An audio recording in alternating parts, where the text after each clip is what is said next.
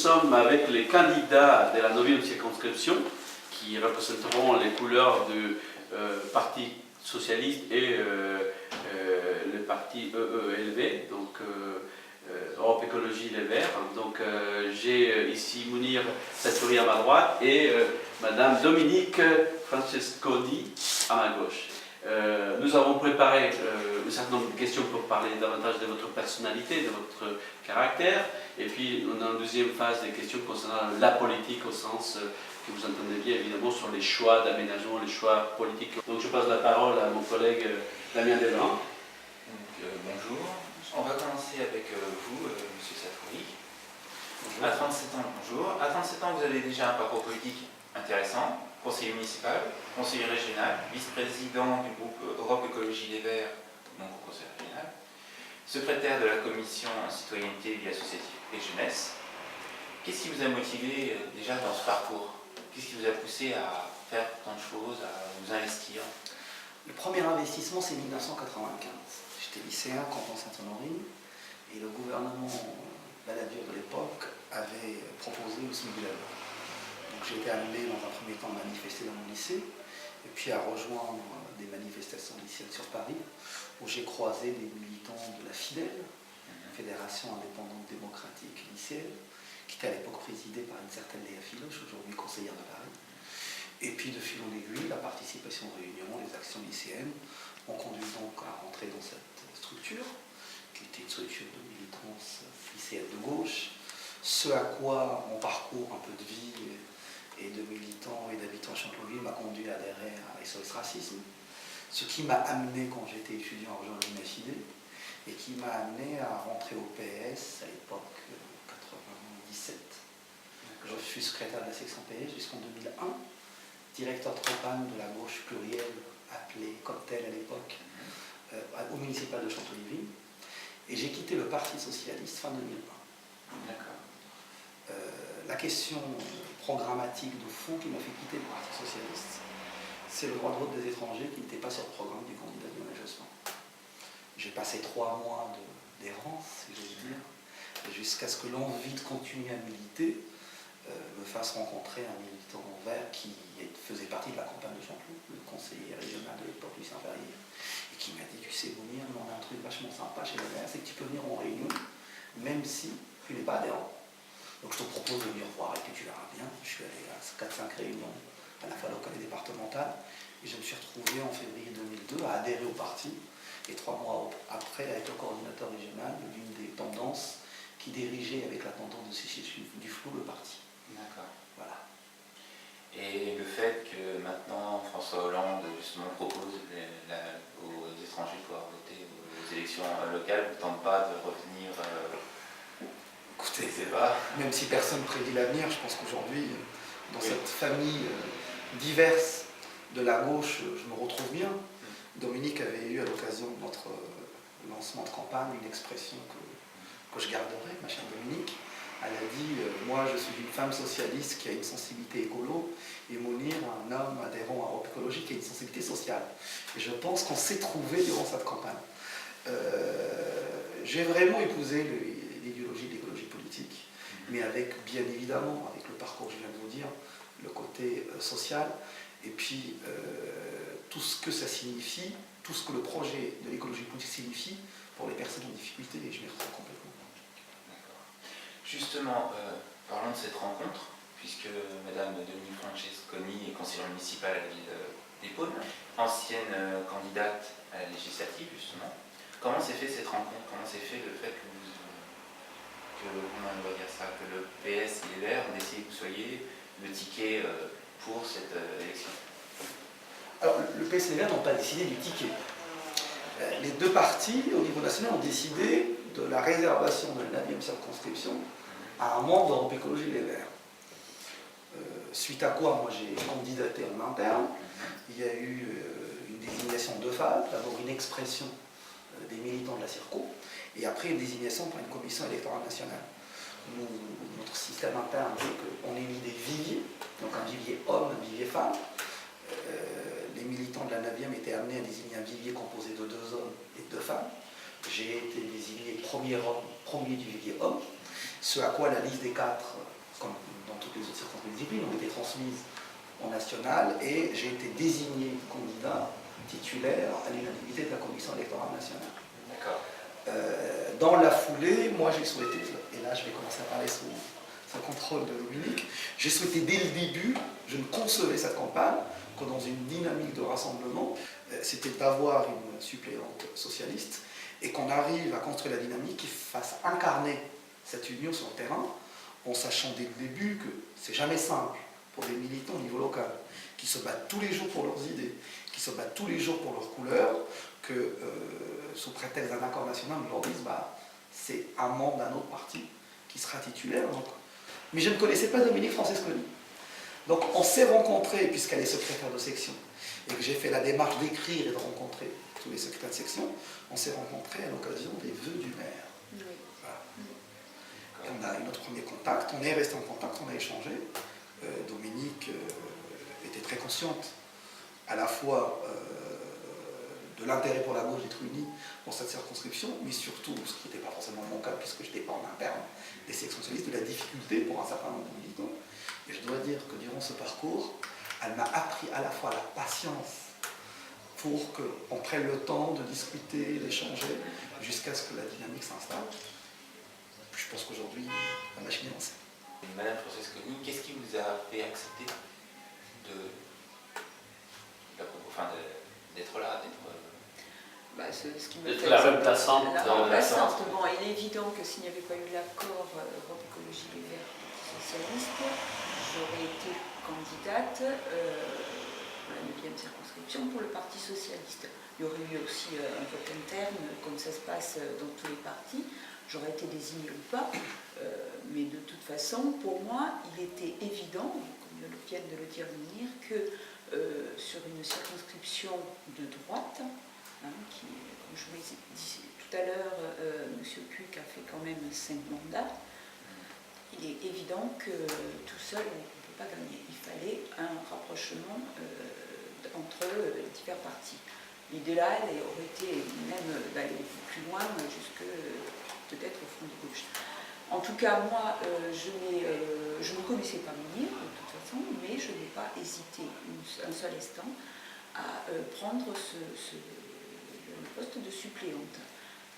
Je ne détiens pas l'exclusivité du poste de candidat titulaire dans cette circonscription. Ce qui m'intéresse, c'est de faire gagner la gauche. Pour nous, le plus important, c'est aujourd'hui de faire gagner François Hollande, mais demain, effectivement, de pouvoir progresser sur cette circonscription. Je suis tout à fait consciente des difficultés que l'on va pouvoir rencontrer. C'est une circonscription qui est énorme, qui comprend 50 ans.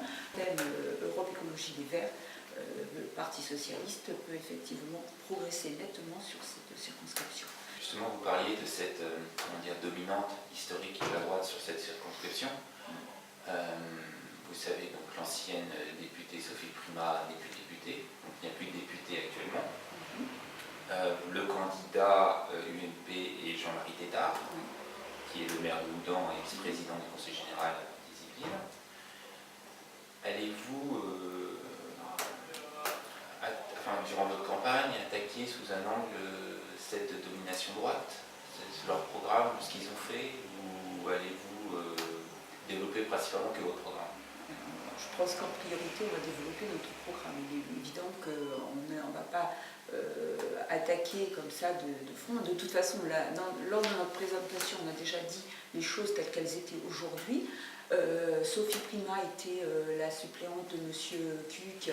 Elle a préféré, lors des élections sénatoriales, préférer laisser son poste de députée et partir donc au Sénat.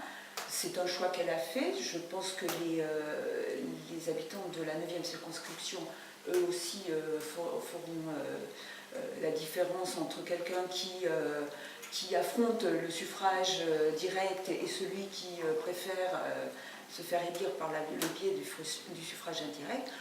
Quant à M. Tétart, je pense que déjà il a nombre de mandats et que je pense que finalement se présenter à la députation, c'est peut-être pas la meilleure chose qu'il y a à faire pour cette circonscription. On a besoin d'un député à temps complet et non de quelqu'un qui soit sur différents sujets à la fois, sur différents langages. Avant de passer à l'autre étape de notre interview, je voudrais quand même compléter ce qui a été dit. Si vous pourriez juste nous dire en 2 mots, donc vous êtes conseiller municipal, quelle est votre activité professionnelle, et vous aussi, monsieur Sadri, à votre tour. Donc, moi je suis rentrée au Parti Socialiste en 2002, après la défaite de Lionel Jospin. Donc je me suis investie tout de suite au sein de mon parti. Et très peu de temps après, j'ai été élue secrétaire de section de la section Épône-Mézières, qui est en fait la section du canton de Guerville. J'ai été désignée en 2007, puisque cette circonscription avait été réservée femmes par le Parti Socialiste. Et donc j'ai fait campagne en 2007 contre M. Cuc. Ça n'a pas été évident, du temps que, suite à la défaite de Madame Royal, ça a été un petit peu difficile de remobiliser les militants et les citoyens pour aller voter au niveau des... Quel est le pourcentage que vous avez fait 19,6, voilà. Donc, oui, M. Cuc a fait plus de 20%. Donc, et côté professionnel donc moi je suis agent EDF depuis 30 ans et aujourd'hui je suis syndicaliste à temps complet. J'aime à dire que je suis un acteur de l'économie sociale et solidaire. Ma fonction actuelle, c'est directeur du centre social de Champ-Olivier. J'occupe cette fonction depuis 2007 sur un territoire que je connais, puisque je suis un acteur de l'insertion sociale et professionnelle à Champ-Olivier depuis 2002. Avant ce poste, j'étais directeur adjoint de l'Agence intercommunale pour le développement de l'emploi, qui couvrait le territoire de Conflans-Sainte-Honorine, Moraucourt, Andrézy et Champlon. Et je suis arrivé un peu de manière indirecte à la direction du centre social, puisque cette structure était en faillite, gérée par un mandataire judiciaire, avec un plan de licenciement, une tentative de redémarrage, une fermeture de 8 mois. Et j'ai été un peu sollicité par les acteurs du territoire en pompier pour relancer la dynamique. Aujourd'hui, la structure a reconstitué ses dettes, elle a 100 000 € de fonds propres. Nous sommes passés de 3 équivalents temps plein à 22. Et le centre social à Champlon touche quelque chose comme 2000 personnes par an sur différentes thématiques et différents supports qui vont du soutien scolaire aux enfants, l'apprentissage de la langue française pour les parents, à des activités d'insertion économique. Donc on peut dire que vous êtes vraiment au cœur de la société actuelle, du mode de vie de la société actuelle. Disons que je suis surtout au cœur de ces difficultés. Voilà. La campagne, quels sont les axes que vous avez définis pour mener cette campagne? Évidemment, on ne va pas parler national parce qu'il s'agit de rester dans notre périmètre, c'est la 9e circonscription. Quels sont, selon vous, les axes des campagnes que vous allez développer ou que vous avez déjà commencé à travailler? Les deux seront fatalement liés.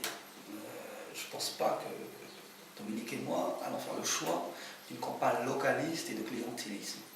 Nous ferons une campagne sur des thèmes qui intéresseront directement la population de la 9e, mais elle s'inscrira dans une dynamique nationale. Un député est un élu de la nation.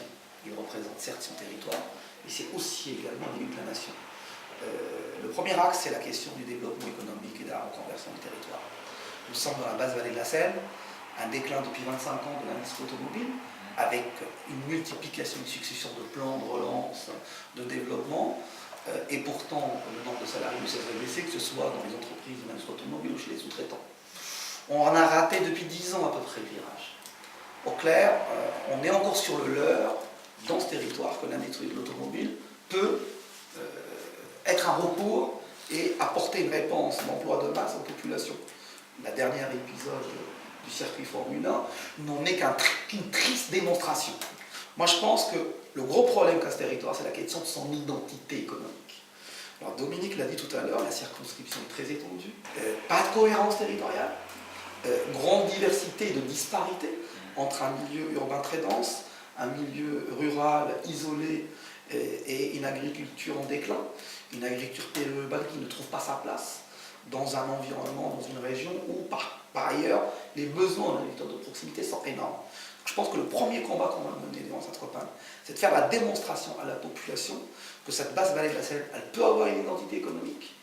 Ça sera la reconversion écologique de l'économie, les nouvelles technologies, c'est créateur d'emplois, nécessitera une redynamisation différente du territoire et une mobilisation de tous ces acteurs. On a une proposition très claire, très simple. Nous souhaitons mettre sur la table de discussion, si nous sommes élus, l'agence territoriale de la reconversion écologique, qui associera le monde du développement économique, les paysans, les agriculteurs, les élus locaux, les syndicalistes, les représentants à la fois des salariés et des employeurs, et la société civile, pour que ce choix de réorientation soit un choix collectif, avec une gouvernance partagée. Et nous irons rechercher les moyens quand le territoire se sera mis d'accord sur cette identité et que toutes les filières auront été étudiées pour qu'on puisse mobiliser à la fois du développement économique, de la formation, le maillage en termes de transport, des nouvelles filières pour l'agriculture.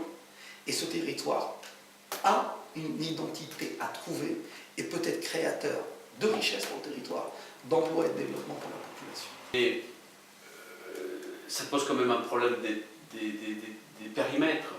Votre périmètre, donc, pour la législative, donc même circonscription, couvre aussi des entités politiques différentes. Dans les cas de la ville comme les bureaux, vous avez aussi des zones rurales, vous avez aussi les problèmes pas un problème, mais la couche intermédiaire de l'intercommunalité. Donc comment allez-vous résoudre ces casse-têtes? Une diversité politique sur le territoire ou une diversité identitaire? Les deux. D'abord politique, parce alors, que moi, je vous ai dit tout à l'heure, si je suis élu, un élu de la nation, je ne serai pas l'élu d'un territoire donné, ni un élu d'un camp politique donné. Là où je vous rejoins sur la difficulté du découpage, du charcutage, passe quoi, c'est qu'effectivement, le travail dont je vous parle, il doit couvrir toute la basse vallée de la Seine, toute la Seine aval. Ça dépassera le territoire de la 9e, ça impliquera forcément et fatalement le territoire de la 8e, et ça mordora même au niveau de la rive droite le territoire de la 7e. C'est sur ce territoire élargi que ce travail de réflexion et d'orientation et d'identité qui devrait être donné. Et quand on observe tout ce territoire-là, le bout de la 8e et la partie rive droite qui commence à Melon et qui descend de la 8e, qu'on a une cohérence territoriale, on a la Seine, on a des friches industrielles, on a la possibilité d'existence d'une agriculture périurbaine. Nous on plaide par exemple dans le programme, et ça sera dans nos prochains documents qui sortiront dès la semaine prochaine, pour un label Basse Vallée de la Seine qualité, qui permettrait de donner une identité des produits locaux dans ce territoire aux consommateurs locaux, et qui permettra en parallèle d'apporter plus de revenus pour les producteurs locaux. Ça ne se fera pas par exemple sans des plateformes logistiques. Que ce soit l'agriculture biologique ou l'agriculture périurbaine, elle n'aura de marché que parce qu'on aura organisé sur le territoire des plateformes logistiques d'échange. Donc vous voyez toutes les forces qu'il faut mobiliser autour de la table, toutes les forces vives, parce qu'on a tout à inventer. Nous vivons sur un modèle industriel de développement qui date du siècle précédent. La question de l'emploi ne peut pas se poser avant la question de la création de l'activité. D'une manière juste très simple, donc j'ai compris une agence, donc la proposition de l'agence territoriale, je voulais juste faire voir que ce n'est pas si facile, notamment avec les structures qui c'est souvent la question qui me pose aujourd'hui. Par exemple, on a créé de toutes pièces l'OIN. C'est ce que je voulais vous dire. L'OIN, il existe. Qu'on ne le veuille pas, il existe. Et les rôles du début, c'est justement de prendre en compte c'est des structures qui a ses torts au travers, mais il existe. Et comment faire aujourd'hui, et quand on regarde bien les orientations de l'OIN, ça va avec ce qu'on appelle, ce qu'eux ils appellent, tout le monde l'appelle, la technocratie l'appelle, le développement économique. Or, quelque part, vous êtes en train de mettre en cause ce système de pensée. Je me trompe ou pas? Je remets en cause la démarche et les choix qui sont faits. Parce que vous me dites que le périmètre est un point central, est à discuter. Est-ce que vous trouvez que le périmètre de l'OIN a sa cohérence? Moi, je pense que le périmètre de l'OIN n'a pas de cohérence. Et je pense que le périmètre dont je vous parle, celui de la Basse-Vallée de la Seine, a une cohérence beaucoup plus importante que celui de l'OIN. Il faut que toutes les forces vives sur un territoire se mettent d'accord. Nouveau périmètre, nouvelle identité et nouvelle gouvernance. Et la différence, elle est là. Elle est dans cette nouvelle dynamique. On ne peut pas remobiliser un acteur si on ne voit pas la question de la gouvernance de manière différente. Le changement, le développement ne se fera pas contre les acteurs, contre les corps intermédiaires et contre la population. Nous avons trop souffert depuis 10 ans des décisions prises par la technostructure imposée au territoire. Parce que les personnes exclues, qu'ils habitent les Mureaux ou qu'ils habitent Aubergenville, c'est les mêmes. Les personnes isolées, qu'ils habitent à Bonnières ou qu'ils habitent aux Mureaux, c'est les mêmes. Et notre devoir de responsable politique, c'est de travailler dans l'intérêt des populations et ne pas faire des arrangements de copains et de coquins pour garder des postes de pouvoir et de rapports de force et d'indemnité sur ce territoire. Donc l'axe économique, j'ai compris. Donc effectivement, ça c'est un point fort et évidemment tout le monde a des questions là-dessus. Quand on parle économie, développement économique, hein, pour les logements ou pour les emplois, on consomme quelque part ce que j'appelle le capital nature. Et comme vous êtes écologiste depuis quelques années, vous êtes conscient qu'ici, dans l'espace qui va des Poissy, on va dire, jusqu'à Mantes-la-Jolie, on a un espace naturel. Et beaucoup de nos concitoyens souhaitent garder ça. Et cette antinomie est présente partout, quel que soit le leader politique, mais à chaque fois, il y a des oppositions parce que les gens veulent garder un peu de ces natures-là. Donc vous, en tant que quelqu'un qui a épousé, j'ai noté ici, l'idéologie écologique, comment allez-vous faire pour justement lâcher un peu de cette idéologie qui dit gardons, préservons la nature pour créer des emplois? C'est quand même une contradiction. Bon, je pense que ça va répondre. D'abord, je souhaite être très clair. Ne mélangeons pas écologisme et environnementalisme. Parce que la question qui est cachée souvent derrière ceux qui s'opposent à tout projet d'aménagement, c'est la question de son propre environnement. Vous avez noté le FA, c'est quelque chose que vous avez aussi quelque part. Tout à fait. Très souvent, la question qui est posée, c'est celle de son propre environnement proche. Moi, j'habite dans un quartier résidentiel où il y a une friche industrielle. Il y a eu 3 projets de construction sur ce site industriel qui est celui de l'imprimerie de la rue de la Haye. Beaucoup de mes voisins se sont opposés à tous les projets, toujours avec des prétextes différents. Mais la vraie question, c'est que personne ne veut voir construire en face de chez soi des immeubles. La vraie question, elle est là. Sauf que dans un pays où on manque affreusement de logements. On est dans une région où ça devient beaucoup plus difficile, malgré la crise économique, de trouver un emploi que de trouver un logement. Donc moi je dis, il faut construire du logement. Alors on n'est pas obligé de construire du logement en construisant des pavillons avec 1500 m² terrain autour. Je ne suis pas pour l'étalement urbain. Il faut construire de manière concertée et de manière intelligente. Moi je suis pour qu'on construise autour des gares. Moi construire à proximité d'une gare, pour éviter de prendre la voiture pour aller travailler sur Paris, cette idée me plaît. Et je ne m'y opposerai pas par idéologie, quel qu'il soit. Donc il faut éviter l'étalement urbain, il faut reconstruire la ville dans la ville. On ne peut plus permettre d'avoir des centres-villes où on a des R+1. On peut construire autrement, densifier les centres-villes, et on ne peut pas ne pas construire du logement. Mais la question du logement, ce n'est pas uniquement la construction, c'est la question de la réhabilitation, c'est la question des passoires énergétiques, c'est la question de l'isolation, c'est la question de l'adaptation du logement au profil des personnes. Donc il faut construire des logements qui répondent aux besoins de nos territoires, pour les jeunes couples, pour les personnes âgées, mais il faut construire. On n'est pas obligé de construire n'importe comment, on n'est pas obligé de construire n'importe quoi. Ne refaisons pas les erreurs des grands aménagements des années 70. Apprenons, ayant de la mémoire. La politique des grands ensembles nous a laissé des séquelles qu'on peine toujours à résoudre. Donc il faut construire des logements de qualité, des logements adaptés. Très bien. Une dernière question concernant l'aménagement. Est-ce que vous avez aussi, sur ces sujets-là, un positionnement par rapport à l'idée du Grand Paris? Parce que quand vous êtes un fort observateur de l'activité politique, vous connaissez mes positions au Grand Paris. En tant qu'élu régional, je me suis opposé au Grand Paris version Hollande et Sarkozy. Ouais.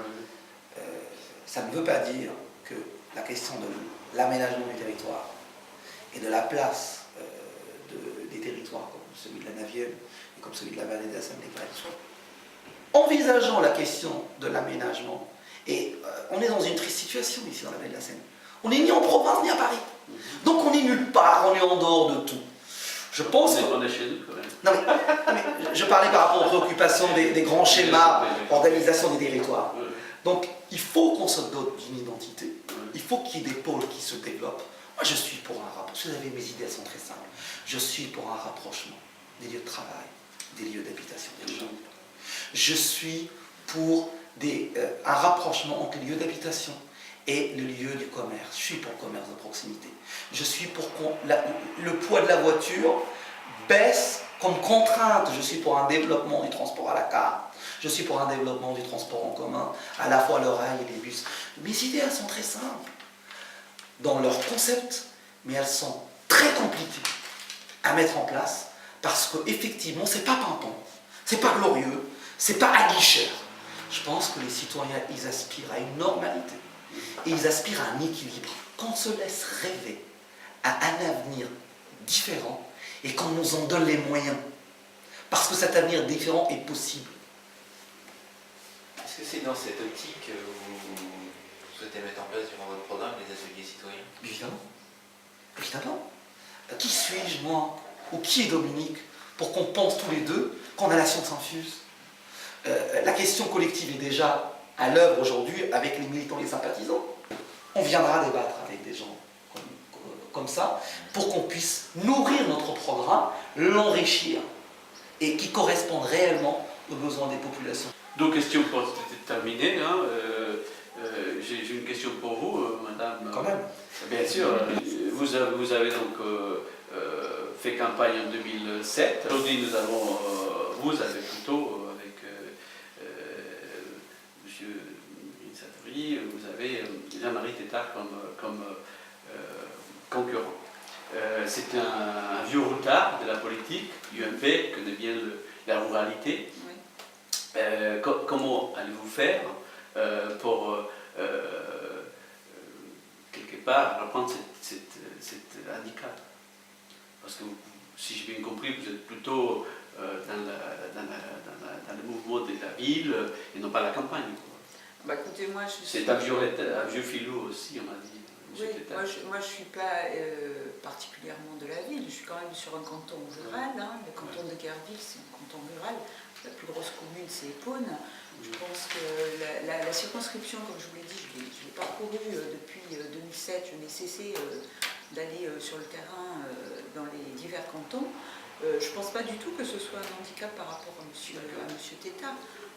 Monsieur Tétart, il est connu effectivement, comme vous dites, dans le milieu rural, agricole.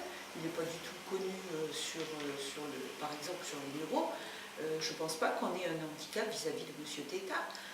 C'est pas parce que monsieur Tétart... Au l'UMP, je voulais dire. Au l'UMP, c'est pas parce que monsieur Tétart cumule les mandats qu'il a plus de notoriété que nous. Je pense que nous connaissons notre circonscription. Vous êtes quand même derrière, en pourcentage, à la droite, ici. Oui, je pose la question. Vous savez, le territoire est très contrasté. Hein, donc, si vous regardez les résultats aujourd'hui, effectivement, il y a toute une partie qui est plutôt à droite. Les bureaux, quand même, au premier tour, a donné un avantage certain à M. Hollande. Je pense qu'on peut arriver à faire... Vous avez regardé les chiffres du premier tour? Bien sûr. Et qu'est-ce que ces chiffres vous disent? Par exemple, sur Bonnières, sur la ville de Bonnières, Hollande est en tête. Sur notre canton, sur le canton de Guerville, Hollande n'est pas en tête, bien évidemment, mais M. Sarkozy a perdu énormément de voix. Moi, je suis les élections depuis un certain temps sur les divers cantons. À chaque fois, la droite recule. Hein. Aujourd'hui, on n'est plus du tout dans la même configuration qu'en 2007. Hein. Il est évident que, suite au départ de M. Kuck, qui est regrettable, et à la fuite en avant de Mme Sophie Primas, parce qu'il faut quand même le souligner, la droite n'est plus du tout dans la même position. Moi, je pense qu'en politique, on gagne sur un projet, sur une vision du territoire. Nos opposants, quels qu'ils soient, n'auront pas, à nos yeux, aucun droit d'ailesse. On ira présenter à la population notre projet, notre programme. J'ai une dernière question quand même. On a parlé tout à l'heure des mandats et des élus qui cumulent, des cumulards, quoi. Vous-même, vous avez déjà quelques mandats déjà, on a parlé tout à l'heure, conseiller régional, conseiller municipal, et si vous devenez député... Je démissionnerai sur le champ de mon mandat de conseiller régional. Je garderai un mandat de conseiller municipal sans délégation, parce qu'il faut garder le lien avec le territoire. Si je suis élu député, je ne briguerai aucun mandat dans quelque exécutif que ce soit, à quelque poste dans les exécutifs en question. Un député, c'est un boulot à temps plein. Si je suis élu, à l'exception des 2-3 mois de droit de recours contre une élection, dès que le droit de recours contre mon élection sera passé, je rendrai ma démission. Avec tristesse, parce que j'apprécie ce mandat, mais je le rendrai. Merci beaucoup.